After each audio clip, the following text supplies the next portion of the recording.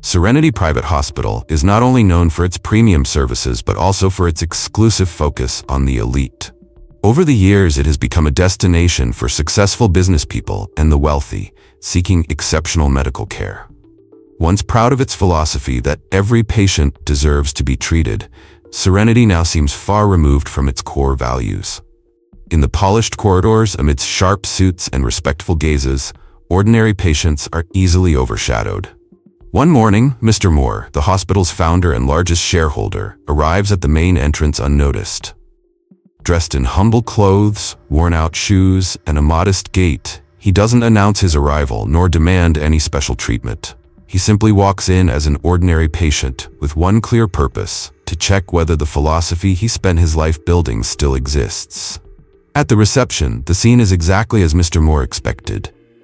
The reception staff, including the newly appointed head receptionist, Ms. Miller, is busy greeting high-status patients.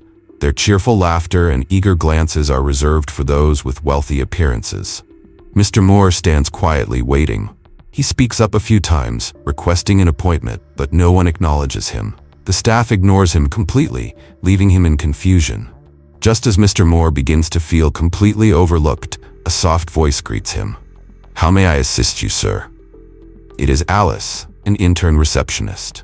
Alice may not be the most experienced or in the highest position, but she always remembers the hospital's core principle: every patient deserves respect.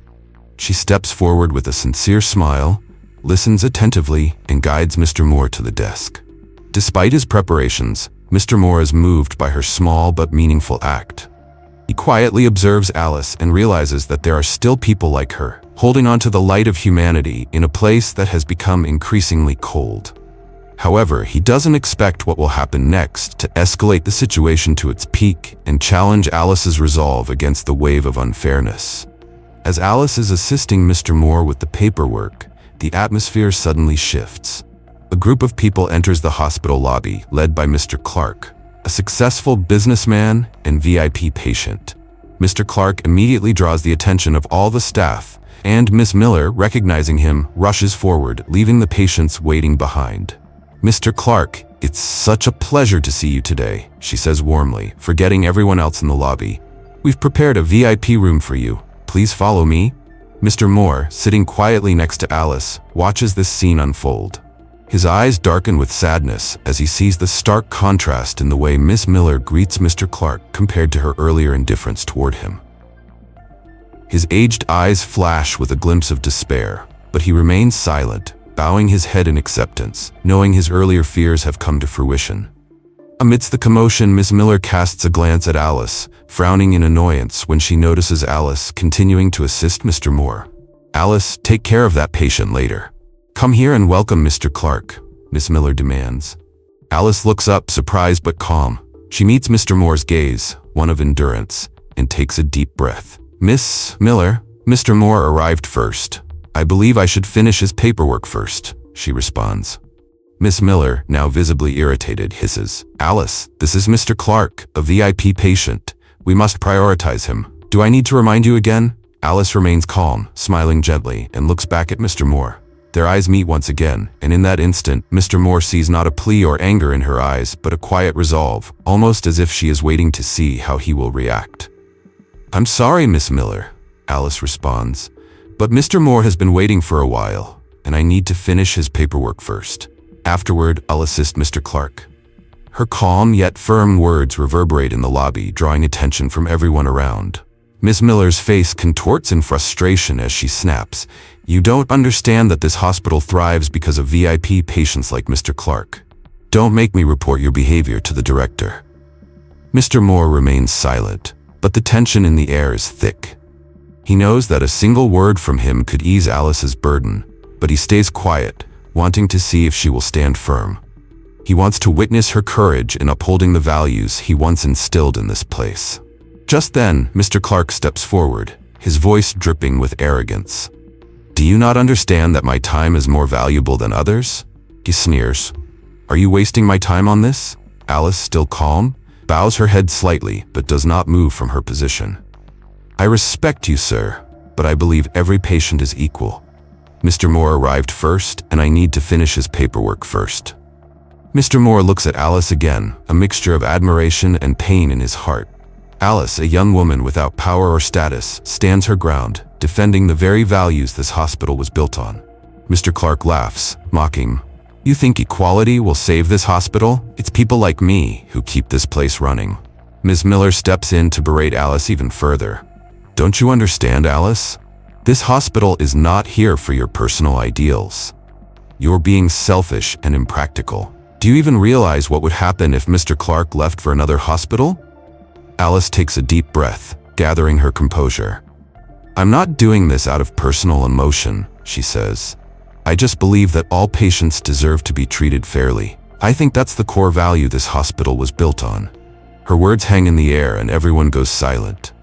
Mr. Moore watches Alice with a mix of pride and sorrow, his heart heavy with disappointment in the hospital's drift from its roots. Meanwhile, Miss Miller and Mr. Clarke continue their tirade, pressuring Alice to change her stance. But Alice stands firm, refusing to give up her belief in fairness. Her resolve reminds Mr. Moore that, though the hospital may have lost its way, there are still sparks of hope, like Alice, fighting to preserve its humanity. Just as the situation reaches its breaking point, the hospital's executive director, Mr. Ellis, enters the scene, his cold gaze sweeping over the room. "What's going on here?" he demands. Ms. Miller quickly steps forward to explain. "Mr. Ellis, Alice refused to comply with my instructions. She insisted on assisting an ordinary patient over Mr. Clarke, a VIP." Clarke, irritated, adds, "This woman doesn't understand the value of time or money. I've paid a lot for the best care here."